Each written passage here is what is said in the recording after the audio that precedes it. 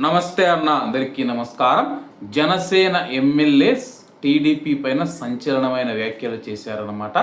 అలాగే మూడు పార్టీలు, కూటమి పార్టీలు, బీజేపీ కావచ్చు, టీడీపీ కావచ్చు, జనసేన కావచ్చు, నాయకులు కంట్రోల్గా ఉండాలి, ఐకమత్యంగా కలిసిమెలిసి ఉండాలి, కూటమిలో చీలికలు ఉండకూడదని చెప్పేసి సంయుక్త ప్రకటన విడుదల చేసిన విషయం అందరికీ తెలిసిందే. జనసేన ఎమ్మెల్యే పంతం నానాజీ కీలక వ్యాఖ్యలు చేశారు. టీడీపీకి కాపు కాయడానికి జనసేన పెట్టారా అని కొందరు సోషల్ మీడియాలో ప్రశ్నిస్తూ ఉన్నారు. అందుకోసం పార్టీ పెట్టలేదు, పవన్ కళ్యాణ్ను సీఎంగా చూడటానికి పెట్టాం, ఎవరి ట్రాప్లో పడకుండా ఓపిక పట్టాలని కార్యకర్తలకు సూచించారు. కాగా కూటమిలో ఒకరిపైన ఒకరు విమర్శలు చేసుకోవద్దని ఇటీవల Telugu Desam party, Janasena party, BJP సంయుక్త ప్రకటన రిలీజ్ చేశాయి. ఇంతలోనే నానాజీ గారు చేసిన వ్యాఖ్యలు చర్చకు దారితీశాయి.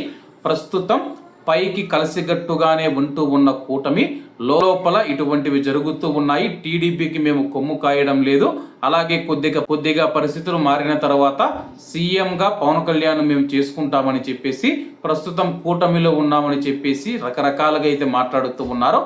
ఏది ఏమైనా సరే కానీ టీడీపీకి సంబంధించి సీఎం నారా చంద్రబాబు నాయుడు గారు, జనసేనకు సంబంధించి పవన్ కళ్యాణ్ గారు, అలాగే బీజేపీకి సంబంధించి పెద్దలు ఎవరైతే ఉన్నారో వాళ్ళు చెప్పినవి ఏవైతే ఉన్నాయో అవి క్రమం తప్పకుండా పాటిస్తేనే రాబోయే ఎన్నికల్లో కూటమి విజయం సాధ్యమవుతుంది. అలా కాకుండా వీళ్ళు గొడవ పడితే కానీ పక్కన వాళ్ళు లాభపడే అవకాశాలు ఉన్నాయని చెప్పేసి మరికొంతమంది అభిప్రాయపడుతున్నారు.